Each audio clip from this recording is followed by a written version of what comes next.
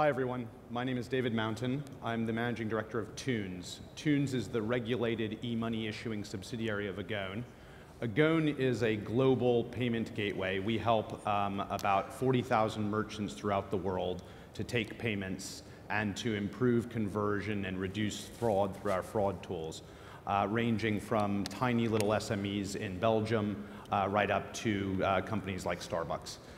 In addition to that, we are a platform for mobile wallets, and we also have a white label e-money service that has a number of cutting-edge clients, including Celine. Basically, what I'd like to do today, I appreciate that for many of you, payments are a necessary evil and probably a relatively technical topic about which people aren't necessarily experts. So I just wanted to give you a basic history of payments, explain how European payments work today, and give a few comments about what the future of payments may look like. So the history of payments. Basically, in 1950, the first piece of plastic was issued, which was actually a piece of cardboard issued by Diners Club. 8 years later, Bank of America issued the Bank of America card, which was later to be branded Visa. So credit cards came into existence. And in 1966 and 67, MasterCard was founded. American Express issued the first gold card, and over in Europe, Barclays opened the first ATM. We then entered a dark age for payments, and there was no real innovation of any note for about 30 years. And in 1998, PayPal launched the first genuinely new payment method anyone had seen in about 30 years. And that remains, along with Skrill, the only two wallets in the internet space that have any real volume today.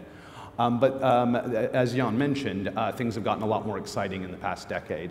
And so we've seen a lot of innovation, both for internet-centric payments like Ideal in the Netherlands, but also in mobile. Now, there's been a lot of innovation on the mobile payment side in the emerging markets, a little bit less so in the developed markets. In the developed markets, there are two examples I would draw to your attention. The first is Docomo in Japan, and the second is Belgacom's Ping Ping service, which is the Belgian mobile wallet, which is our platform. And so just one quick aside, of all the people in the world that have built successful mobile platforms, they are all either telcos or us. So if anyone wants to build one, we're the only one selling the IP. So, European payments today. I apologize for all the data here. I'm going to highlight a couple of things. First of all, along the top row, you can see the percentage of online payments that happen via credit card in a series of major European geographies. And I want to highlight 2 points. For those of you from the United Kingdom or for France, 90% of online payments happen with credit card. Now, what that means is if you're a merchant in France or the UK or the US for that matter, you have a tendency to assume that if you take credit cards, your website is working. But in fact, there are 4 major geographies where credit cards are only a fraction of the total business. So in Germany, you have ELV, which is an invoicing service, and you have GiroPay and Sofort, which are both bank-based payments. In Holland, you have Ideal, which is over half of all internet traffic. In Belgium, you have Bancontact, which is a local debit card scheme, and then a series of bank transfers. And in Scandinavia, you have Klarna and a number of other invoicing systems. Now, what this means is, if you're a merchant who, in the real world, is British or French, and you create your web shop and you're taking credit cards, if you're selling to Holland and you don't have Ideal on your website, you are probably losing 30% of your Dutch business. And so in terms of conversion, right now, if you are an e-tailer, ask yourselves, do I have these payment methods? And if the answer is no, give me an hour and I can add 10% to your bottom line. Now, we're at a tipping point today, and there's a series of things that are contributing to that. The first and foremost is this.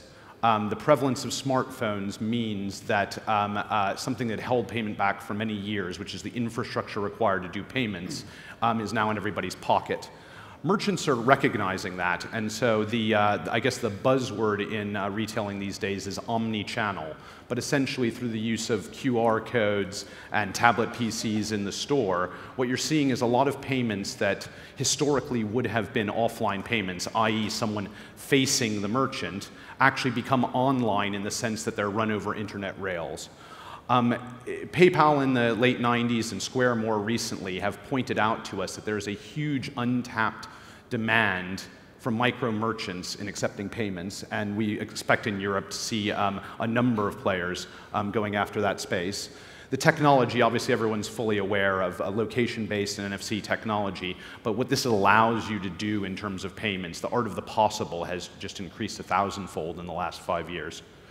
And then finally, from a security perspective, the payments industry tends to yo-yo back and forth between security and usability.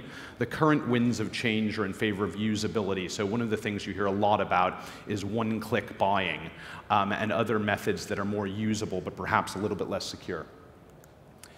So what does all this mean? Basically, I'd say 3 ideas that I want to leave you with. The first is that very soon, virtually every payment, maybe not every payment, but certainly the majority of the payments will go over internet rails. And so mobile, internet, and real world, the lines are very much blurring between them. The second point is, as a retailer, this really profoundly affects how you can sell, both from a marketing perspective, but also as an SME, it means you can be global. And in order to do that, you have to have your payments figured correctly. And then finally, the complexity of bringing together all of the various players and stakeholders is pretty significant. And so where you've seen success and innovation, and here I'd highlight companies like Amazon's one-click buying or Apple with iTunes, what you've seen is solutions that take the old world, credit card and debit card, and do the innovation in a wrapper that sits around that. And so the 2 insights for people in the room, for those of you in the innovation space, I think I would be inclined to distrust revolutionary developments in payments and think more of how you create profound transformation through wrapping the existing building blocks. And for merchants, ask yourself, do I really have my payments configured appropriately? Because it's extraordinary how many very large, very sophisticated merchants do not have the right payments set up, and by doing that, they're leaving 10, 15% of revenue on the table. That's all. Thank you very much.